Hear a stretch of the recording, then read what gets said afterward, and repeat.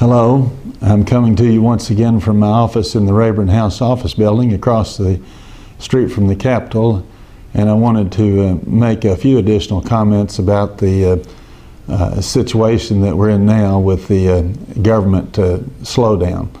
I will say once again that most of the government seems to be open and functioning, and we certainly are here in the Congress working very hard trying to resolve this situation, and still, of course, meeting with constituents and doing other things that we normally do.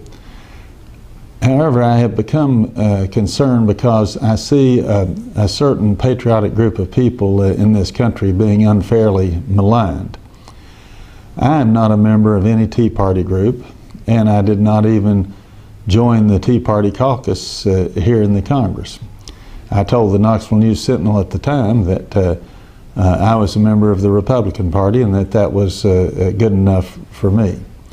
But most of the people in the Tea Party are some of our finest citizens. They're good people who just have become extremely concerned about the financial condition of this nation and where it's got this country headed. They shouldn't be blamed for the trouble that we're having now. This is not their fault at all. The people who are at fault are the big spending liberals and left-wingers who had us spending trillions of dollars that we didn't have, and people who got this nation $17 trillion into debt. And the Congressional Budget Office estimated a few months ago that that debt is going to reach approximately $25 trillion over the next decade, probably even a little sooner than that. And that's under best case scenario. Well, they also, their experts and they're nonpartisan, have estimated that we're going to be spending at that time, they estimated $853 billion a year just to pay the interest on the national debt. If the interest on our national debt went to anywhere close to the $850 billion level, that would be a quadrupling of interest from where it is now. And obviously we can't let that happen. If it did, at that point, the only things we could be paying for would be Social Security, Medicare, Medicaid, and interest on the national debt. We couldn't pay anything for defense, highways, national parks, or anything else that the federal government is doing. So a future Congress, of course, would not let that happen, but the only way around it would be for a combination of massive tax increases or a huge inflation of the currency.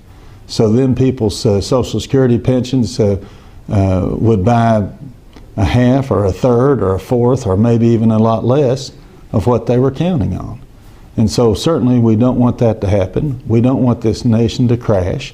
And so at some point, in fact, many people feel that we're past the point where we've got to stop spending all these trillions of dollars that we don't have.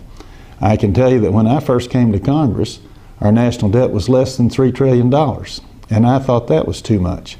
And if everybody had voted the way I have in the Congress, we wouldn't be in this situation that we're in now. But we're in it.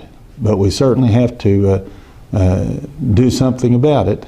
And maybe it won't be the most pleasant thing in the world, but we're certainly trying. And people shouldn't be criticized who are trying to save this nation by keeping us from destroying this country and going much, much further into debt and ruining the futures of our children and our grandchildren. Thank you.